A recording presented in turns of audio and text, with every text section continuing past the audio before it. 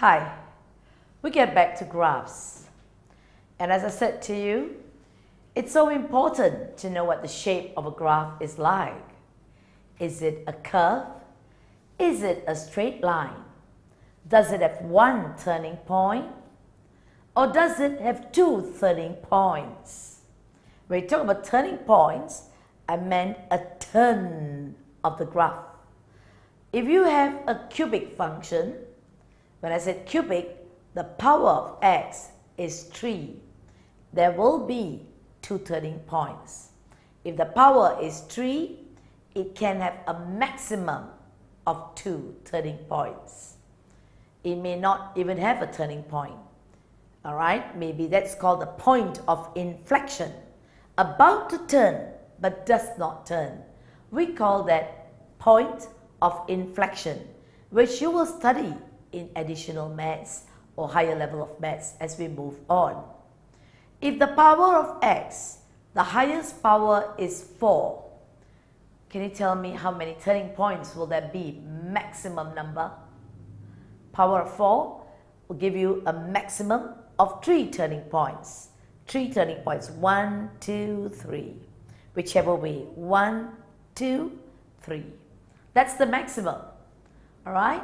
So when you look at your function, y equals to so many x, the power of how many, you will know, you can find out, you can guess very quickly the number of turning points. The earlier lessons we talked about linear law. In linear law, we say the word linear. Linear means a straight line. Now y equal to mx plus c. That's a straight line.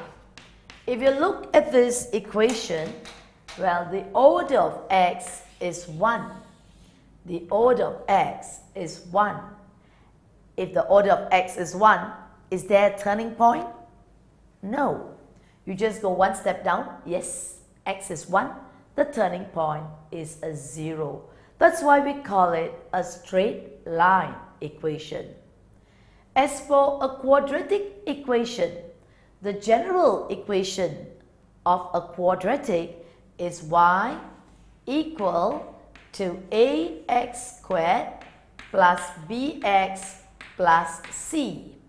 Look at that again, ax squared plus bx plus c. Now in a quadratic equation, you can see that the order of x is 2. Hence, the number of turning points, 1.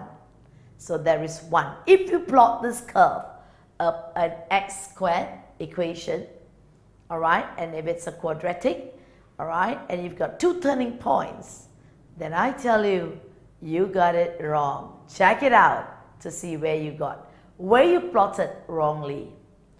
Now, the shape of a quadratic, as we revised earlier on, is a parabola. It can be a valley or it can be a mountain. You call it a frown or a mountain. Alright? It depends on the a. If the a is less than 0 is a negative x squared. That means you get a frown, a mountain. If the a is positive, you get a smile. Alright? A valley. Alright, so that is what A stands for. Now your C, you can guess it easily. Your C is none other than your y-intercept. Alright, your y-intercept is actually your C. When your x is 0, alright, when your x is 0, when you put it into your equation, y equals to ax squared plus bx plus c. Look at that. You put 0, x in here, and your y will be equal to c. And hence, that's how we say that c is none other than your y-intercept. Have you got that? Great. Now, if your curve cuts the x-axis, when a curve cuts the x-axis like this, we call these 2 points, we call them the x-intercepts. Alright, we call these points -1, your y is a 0, and 2, your y is a 0. They're none other than x-intercepts. And I would like to tell you, my dear, your x equal to -1 and your x equal to 2 are roots. They are the solutions to your y. They're called roots. So another word for x-intercept is roots. Roots. Remember, roots. A plant without a root has got no base, right? Roots. So when we talk about roots, have some visual picture. It means a solution, roots. And graphically, when you look at a graph, you can see very clearly the roots of this equation. X is -1 and x is 2. From here, we're going to go a step further. Can we get the equation of this line? Yes, we can. How do we go about it? Do you remember what you learned earlier on? Come on, don't be naughty. You get it for me. Alright, you got it right. Good. Well, when you say that the roots are -1 and 2, you said x is -1. So x plus 1, yes, is one part of this quadratic equation. The other root, x, is 2. Bring the 2 over, the plus becomes a minus. You got it? When x is -1, bring it over, you get an x plus 1. When your x is 2, bring it over, you get an x minus 2. So my dear friend, that's put together, you've got your y, and that's your quadratic equation. Alright? Now, does this look nice to you? It's a factorized version. Like how you can be called, if you are Nicholas, they can call you Nick, Nicky, Ick. You like Ick? You won't. Sometimes. You may not. So this is just a version of expressing your y. How else can we express it?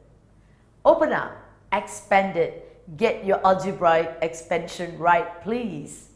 Yes, when you open this up, you get an x squared minus 2x plus x will give you a minus x, and the last two n, minus 2 times plus 1 will be a minus 2. So this is your equation of the curve. Do you see your a as 1? It's a positive. That's why you've got a smile. And it cuts at minus 2. What is minus 2 again? We learned the special term when x is 0. Your y, alright, is minus 2.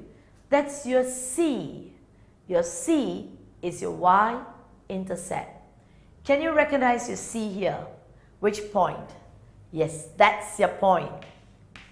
So this point here is x is 0, your y is minus 2. But I like to tell you something. Sometimes we are slipshod in our presentation. This is where you've got to be extra careful.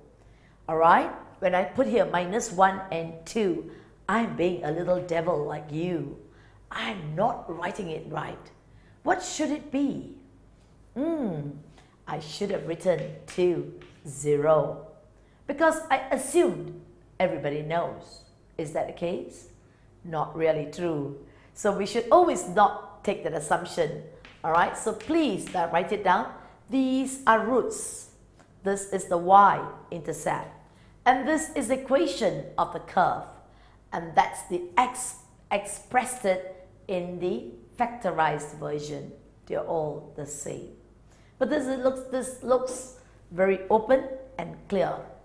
Now when we talk about roots, the roots are actually what cuts the curve, cuts the x-axis.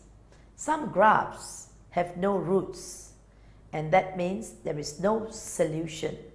when we talk about no roots, oops, what do you mean? No roots. How does the graph then look like? Think about it. Will it cut the x-axis? Nope. It will be floating up or floating down. Doom. Here, in this case, because it's a smile, your A is positive. It's greater than 0. Yep. And here, it's floating down, submerged. Imagine the sea level, my dear friend. This graph is submerged below sea level. So you can say that your A here is less than 0. So that's the situation when you have no roots. Got it? All right. Now, we're going to talk about having one root then. Okay, we talk about quadratic equations, the maximum number of roots that a curve can have. Because it has one turning point, it can cut at 2 points maximum. But it has no turning point, it's got one turning point, but above the x-axis, we say no roots. But when it has when it has one root, how does the graph then look like? One root. Think about it. Yes. It only cuts at one point on the x-axis. Are you able to visualize that? One root. Only one solution. We said that it's repeated roots and the graph will look like this. I'm writing right down to the board. Can you see it? I hope you can. Do you see it there? Yes, that's called one root. Or it can look this way. It's only cutting at one point. That's the point. So, got it. Alright, we'll move on further to this about roots and no roots in the later part of our lesson today. Keep smiling, keep learning. Maths is fun. Maths is great. Enjoy it. You got it? Have no fear in maths. Just tell yourself, I love it. I love quadratic equations. It's such an easy topic.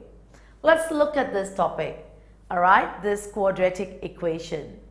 The other time, we did the traditional style of plotting this graph. Imagine I was a mean woman and I said, hey, my dear boy, my dear girl, draw this graph. Alright, and you need in a curve. If we put 3 points, you wouldn't know where the turning point is. It's not going to be easy, right? Because when you put 3 points, 1, 2, 3, where is it going to turn? What's the shape going to be like?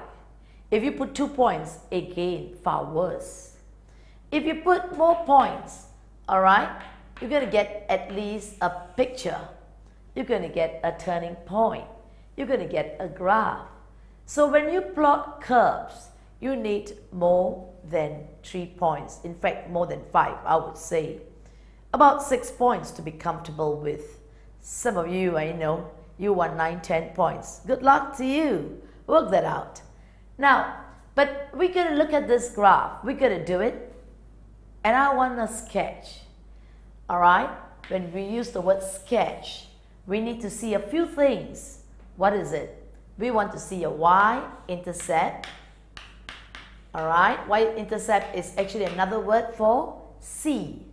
Alright? We want to see your roots, if there are any. We call that your x-intercept. And we like to see your turning point, TP, turning point. If you don't mind, I write it in short. Now, it's good to have all these shown, and that's called a sketch. How do we go about it? Look at this graph. In the first place, is it labeled right? Well, as I said, a graph should always have ax squared plus bx plus c. Your x squared can go here, the two extremes, your c can come here. So this is a bit disorderly. Can you help me write it well? Right, you've got it. minus x squared, fine, you want to put it there, minus 2x will move here, and a plus 15. Now we're going to factorize this graph. If we can get the factors, it will be lovely because we can get the roots. Let's factorize it. We take out the minus first. We got an x squared plus 2x minus 15. And factorizing it, my dear, you should get that by now. Alright, you get an x and an x, a 5 and a 3, the factors of 15. And the difference is a 2. You want more plus. You got it? Right, that's your y. To get your roots, your y is going to be 0. Put y as equal to 0. And when you get 0, bring this whole thing over. It becomes a plus. And your 0 shift over, you get a plus equation. So you get this, x minus 3, x plus 5 is equal to 0. Got it? Or you say this y is 0, multiply both sides by 0 minus. A minus times a minus gives you a plus. A 0, whether you multiply with minus or plus, it makes no difference. It's still a 0. Got it? Great. So you've got from here the roots. What are they? When x minus 3 is 0, x is equal to 3. When x plus 5 is 0, x is minus 5. Hey, these are the roots. You got them. Next, we need to look for the intercept. Alright, the y-intercept. When x is 0, what is y? Well, when x is 0, look at this, beautiful. As I told you, Nicholas, Nick. How do you want to express it? They're all the same thing. If you want to look at x equals to 0, doesn't it spell clearly what c is? 15. Or you can put a 0 here and you would get the same answer. So your y is a 15. Now, are you ready for the sketch? You are. Great. If you're not, maybe you're worried about turning point. Are you? Well, let's work that out then, if you are. Alright, the turning point. Alright, so the turning point, TP. You look at a turning point, you add the x. You look at the x is 3 and a minus 5. Let's find out what is the x value for the turning point. Alright, you add, I call it as x. A plus 3 plus a minus 5. Plus and a minus will give me a minus. And you divide it by 2. Right? It's a midpoint because we have a line of symmetry. And 3 minus 5 is minus 2. Divided by 2 will give us a minus 1. When x is minus 1, what is y? Substitute that into the equation. Hey you, y will be minus 1. You have a minus already there, so keep the minus there. This is a minus 1 squared. The squared here, minus 1 times minus 1 is a 1. There is a minus which is not part of x. Please do not include that in. You have a minus 2. Your x is a minus 1 plus a 15. What do you get here? You get a minus 1, minus and minus plus 2, plus 15. 15 plus 2, 17. Minus 1, 16. Hey, so you've got your turning point. When your x is minus 1, your y is 16. So your turning point is going to be minus 1 and 16. Right? You've got that point. You've got your y-intercept when x is 0, y is 15. And you've got your roots.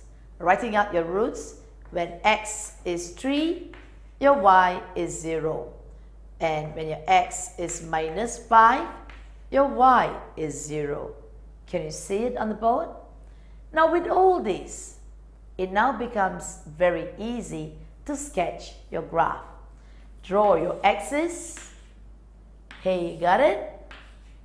Now, your x is 0, your y is 15. That's 1 point. X is 0, y is 15.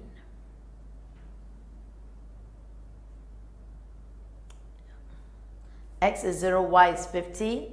And your roots are 3 and minus 5. I would like to check out if something is right or wrong with my graph. Right? I've got a 3, a plus 2x. Yes. I've got a minus 3. X is a minus 5. Here x is 3.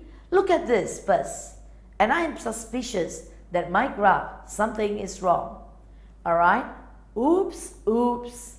Teachers are never perfect. Let's find out. If I have these two as my roots and I draw the graph, look at it. It's not a minus 15. That's different. So what went wrong? Is there a problem in this? Alright. What did I do? This is a mountain or a valley. What did I fail to look at? Don't laugh at me. I know you are. Alright, that's because I overlooked a very important detail. And can I tell you? I did it deliberately for you to learn. Now this is wrong because this is a smile. Did you see this minus there? What should the graph have been? It should have been a mountain, a frown. Right, so oops, never mind, this will be if it's positive. So I'm going to get the correction done up. The graph should be cutting up and going up here. And this point here, when x is 0, y is a 15. Got it? This is wrong. I just want to put a wrong graph beside it for you to learn. So it's a shape of a frown. These are the roots, which is still the same. Minus 5, 0, and 3, 0. These are the roots. This is the x-intercept, and that's your turning point. The turning point is taking place at the peak. The peak. And this point here, you got it, minus 1 and 16. X is a minus 1. Y is a 16. And what's this line of symmetry called? My dear, you got it. X is equal to minus 1. That's the line of symmetry. Alright, that's a sketch. I hope you know, when you draw a sketch of a quadratic equation, what we need to do is to know the roots, the x-intercept, that is the x-intercept, another word for roots, the y-intercept, wherever it cuts, the y-axis, and you need to know the turning point. With these three details, you are there to find or to draw the sketch of a quadratic curve. Let's come to more of it.